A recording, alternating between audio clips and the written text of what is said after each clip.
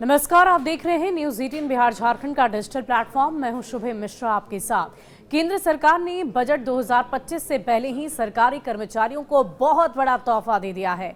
नरेंद्र मोदी की नेतृत्व वाली सरकार ने 8वें आयोग के गठन की मंजूरी दे दी है और इससे पहले नरेंद्र मोदी सरकार के ही कार्यकाल में साल 2016 में 7वां वेतन आयोग लागू किया गया था और तब केंद्रीय कर्मचारियों की न्यूनतम बेसिक सैलरी में बढ़ोतरी देखने को मिली थी और अब 8वें वेतन आयोग की मंजूरी दी गई है और इससे एक बार फिर से कर्मचारियों की बेसिक सैलरी में तगड़ा उछाल हो सकता है। 8वें वेतन आयोग की संभावित सिफारिशों के अनुसार केंद्रीय कर्मचारियों की न्यूनतम बेसिक सैलरी 18,000 रुपए से बढ़कर लगभग 34,560 हो सकती है, जिससे कर्मचारी और पेंशन भोगियों को बहुत बड़ी राहत मिलने की उम्मीद है। पेंशन भी इसी हिसाब से बढ़कर 17,200 तक हो सकता है। सरकारी कर्मचारियों के लिए एक बड़े फैसले में प्रधानमंत्री नरेंद्र मोदी के नेतृत्व में कैबिनेट ने 8वें केंद्रीय वेतन आयोग के गठन को भी मंजूरी दे दी है। केंद्रीय मंत्री अश्विनी वैष्णव ने हाल ही में घोषणा करते हुए ये कहा कि आयोग 2026 तक बनने की संभावना है। सरकारी कर्मचारियों के लिए ये एक बहुत बड़ा फैसला होगा। प्रधानमंत्री मोदी के नेतृत्व में कैबिनेट ने 8वें केंद्रीय वेतन आयोग के गठन को मंजूरी दी। केंद्रीय मंत्री अश्विनी वैष्णव ने घोषणा करते हुए ये कहा है कि आयोग 2026 तक बनने की संभावना है। ये कदम 1 करोड़ से अधिक केंद्रीय सरकारी कर्मचारी और पेंशन भोगियों द्वारा बेसब्री से इंतजार किया जा रहा है, जो अपने मूल वेतन, भत्तों, पेंशन और अन्य लाभों की समीक्षा के लिए आयोग के गठन की उम्मीद कर रहे हैं। परंपरागत रूप से अगर हम बात करें तो केंद्रीय वेतन आयोग हर 10 साल में गठित किया जाता है ताकि केंद्रीय सरकारी कर्मचारियों के वेतनमान, भत्तों और लाभों में बदलाव की समीक्षा और सिफारिश की जा सके।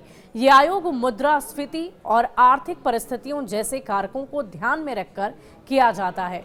आपको बता दें कि 7वें वेतन आयोग को 2016 में लागू किया गया था और 8वें वेतन आयोग के गठन को लेकर केंद्रीय मंत्री अश्विनी वैष्णव ने संकेत दे दिए हैं कि इसे 2026 तक लाया जा सकता है।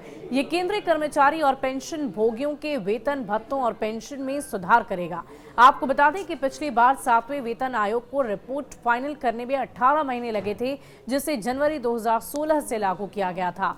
आगामी वेतन आयोग से सरकारी कर्मचारी और पेंशन भोगियों के वेतन और पेंशन में संशोधन की संभावना है, जो महंगाई और अन्य आर्थिक कारकों को ध्यान में रखते हुए किया जाएगा। कितना पेंशन बढ़ सकता है ये भी जान लीजिए। अगर 8वें वेतन आयोग की सिफारिशें लागू होती है तो केंद्रीय कर्मचारियों का न्यूनतम वेतन 18,000 से बढ़ाकर लगभग 34,560 किए जाने की संभावना है और इसका मतलब है कि न्यूनतम वेतन में लगभग 92% की बढ़ोतरी हो सकती है और इसी तरह पेंशन भोगियों के लिए न्यूनतम पेंशन भी बढ़कर 17,280 तक हो सकता है।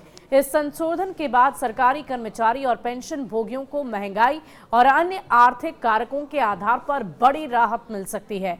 पिछला वेतन आयोग कब गठन किया गया था तो आपको वो भी बता दें। भारत में केंद्र सरकार के कर्मचारियों को वेतन आयोग की संरचना के अनुसार उनका वेतन मिलता है। आरंभ करने के लिए 7वें केंद्रीय वेतन आयोग सीपीसी की स्थापना 28 फरवरी 2014 को भारत सरकार द्वारा की गई थी और इसी के तहत तमाम सरकारी कर्मचारियों को 2025 से पहले ही एक बड़ा तोहफा दिया जा चुका है। नरेंद्र मोदी के नेतृत्व वाली सरकार ने 8वें वेतन आयोग के गठन की मंजूरी दे दी है।